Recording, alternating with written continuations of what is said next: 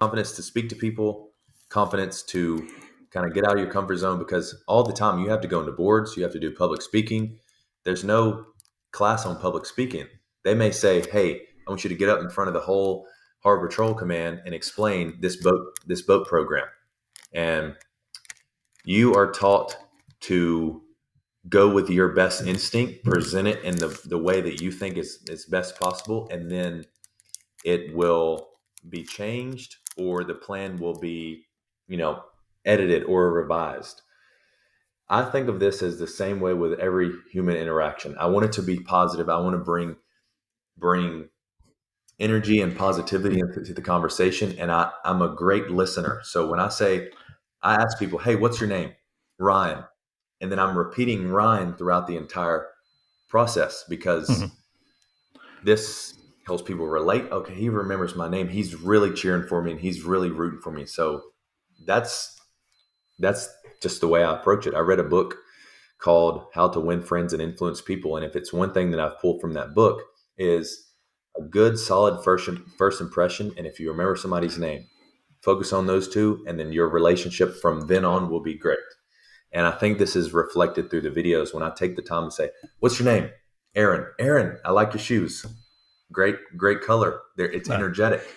If some guy brought a pink shaker bottle the other day. So, "What's your name?"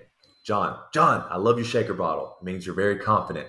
Let's go confident, John." I just kind of, it's hard to break down into words, but that's just the way that I've approached conversations probably in the last 10 years. And I didn't learn that until I was probably 25, Mhm.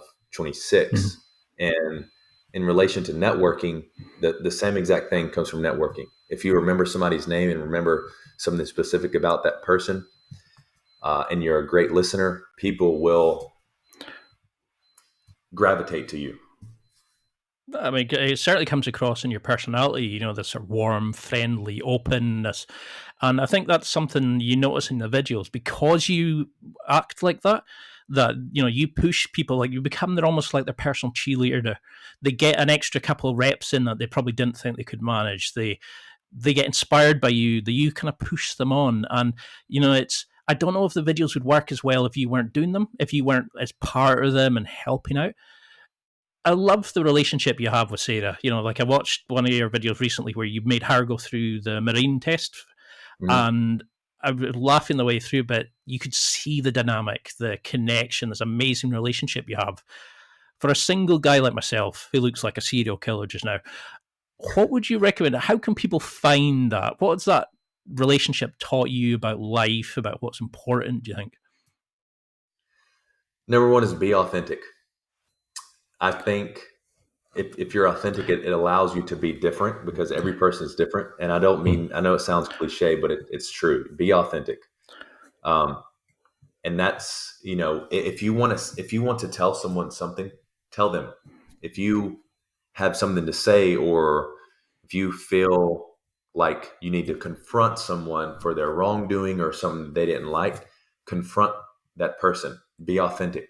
Um, One thing about Sarah and I is, I love her to death, but we're authentic. If she doesn't like that I put a bowl in there with oatmeal and I didn't put water in it because it hardens if I don't, then she's going to tell me.